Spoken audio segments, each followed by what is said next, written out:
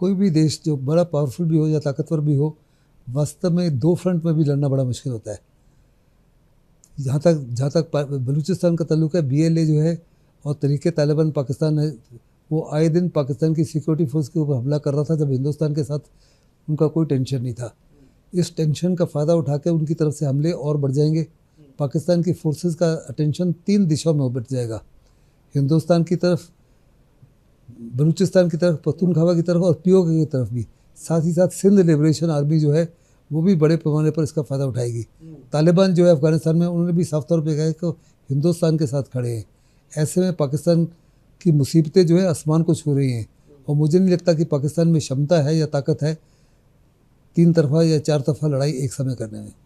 Sir, दूसरा सवाल ये उठता है कि जिस तरीके से पाकिस्तान की बांग्लादेशी साजिश, लश्कर तैयबा से मिले बांग्लादेशी अधिकारी और पाकिस्तान पत्रकार का खुलासा है कि बांग्लादेश में पाकिस्तान के फाइटर जेट हैं, तो आप इसमें थोड़ा सा बांग्लादेश एंगल पर समझाइए कि क्या पाकिस्तान बांग्लादेश को लेकर कुछ।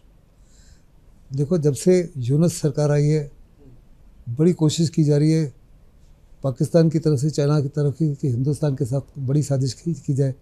चिकन नेक एरिया जो हमारी बड़ी वल्नरेबिलिटी है, उसके पास में पाकिस्तान के माध्यम से एक एयरबेस बनाया जाए। पैसा चीन दे रहा है, एयरबेस बनाएगा पाकिस्तान वहाँ हवाई जहाज़ भी तैनात करना चाहता है, उधर ड्रोन्स भी तैनात करना चाहता है।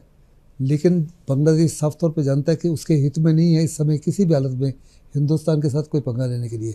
हिंदुस्तान काफ़ी से ज़्यादा ताकतवर है। जहाँ तक बांग्लादेश का ताल्लुक है, वहाँ का पानी, बिजली हिंदुस्तान से जाता है, रॉ मटेरियल हिंदुस्तान से जाता है, और हिंदुस्तान हर प्रकार से बांग्लादेश को नुकसान पहुँचा सकता है। बांग्लादेश ने साफ तौर पे कहा है, और जो पाकिस्तान को बड़ा झटका लगा है, कि वो इस साजिश जो हुई है पहलगाम में, इसको हर प्रकार से कंडेम करते हैं और किसी प्रकार से ये पाकिस्तान के एक्शन को एक्सेप्ट नहीं करते। इसी प्रकार तालिबान ने भी साफ तौर पे कहा है कि ये बड़ा कंडेमनेबल है। चाइना, जिसको कहा जाता है कि उनकी रिश्ते नाते जो हैं हायर देन द हिमालयाज़ है और डीपर देन द ओशंस हैं, उन्होंने भी इसको मंजूर नहीं किया। सिक्योरिटी काउंसिल ने भी इसको कंडेम किया है। सिक्योरिटी काउंसिल में 5 नेशंस है, अगर, और चाइना के पास में जो है उसको वीटो का पावर थी, लेकिन सिक्योरिटी काउंसिल की कंडेमनेशन भी जाहिर करती है कि China is also gone along. तो ऐसे में पाकिस्तान बिल्कुल अलग थलग पड़ा हुआ है। मुझे नहीं लगता किसी प्रकार से बांग्लादेश की सरकार जो है एंटी इंडियन है, लेकिन पाकिस्तान को इजाज़त नहीं देगी ऐसे मौके पर इस समय हिंदुस्तान के साथ कोई भी कार्रवाई करने की। ठीक है, थैंक यू। बेवकूफ़ है लेकिन पागल नहीं है। बेवकूफ है लेकिन पागल नहीं, बिल्कुल सही है।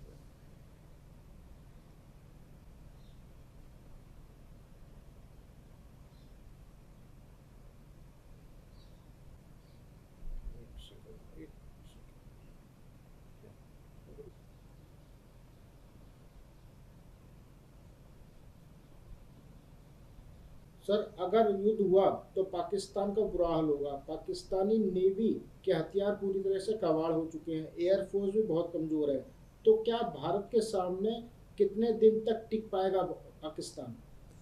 देखो, आजकल का युद्ध जो है लंबा युद्ध चल रहा है। हमास के खिलाफ जब कार्रवाई शुरू की इसराइल ने, पहली लड़ाई उन्होंने 6 दिन में जीती, दूसरी लड़ाई 14 दिन में जीती, अभी 19 महीने हो गए, लड़ाई का अंत नज़र नहीं आ रहा।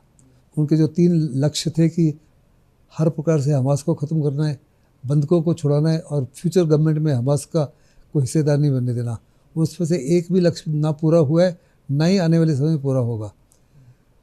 इसी माफिक रशिया को विश्वास था कि जब ये युद्ध स्टार्ट हुआ है, विदिन मैटर ऑफ 3 से 4 दिन में यूक्रेन के घुटने टिक जाएंगे और ज़ेलेंस्की सरकार हट जाएगी।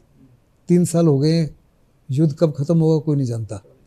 ऐसे में हिंदुस्तान और पाकिस्तान का भी कल युद्ध होता है, कब ख़त्म होगा कोई नहीं जानता। लेकिन वास्तव में कंगाल पाकिस्तान है, उसके पास तो डीजल भी नहीं है, पेट्रोल भी नहीं है अपने हवाई जहाज़ों के लिए, अपने टैंक्स के लिए, ना ही पैसा है आर्टिलरी शेल्स के लिए या वेरियस वेपन सिस्टम्स के लिए, उसके पास स्पेयर पार्ट्स भी नहीं है।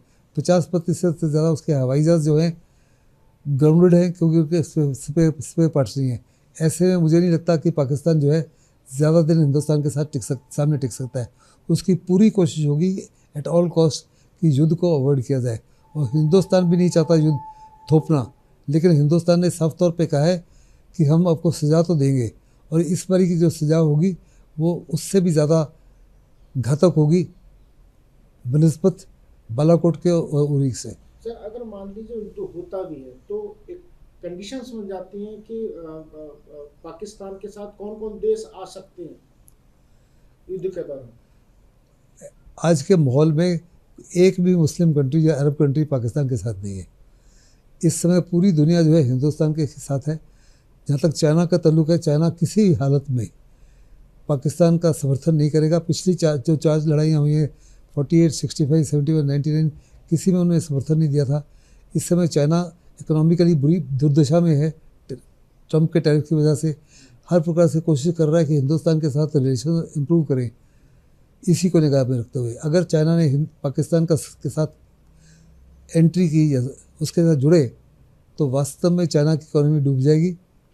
जो कम्युनिस्ट पार्टी ऑफ चाइना का उनका अंत हो सकता है और साथ ही साथ जो जीपेंग है उनको वो भी कुर्सी खो सकते हैं। दूसरा एक ही देश है जो पाकिस्तान के साथ मदद कर सकता है, वो भी डायरेक्टली इन्वॉल्व नहीं होगा, उसको ड्रोन्स दे सकता है, वो है टर्की।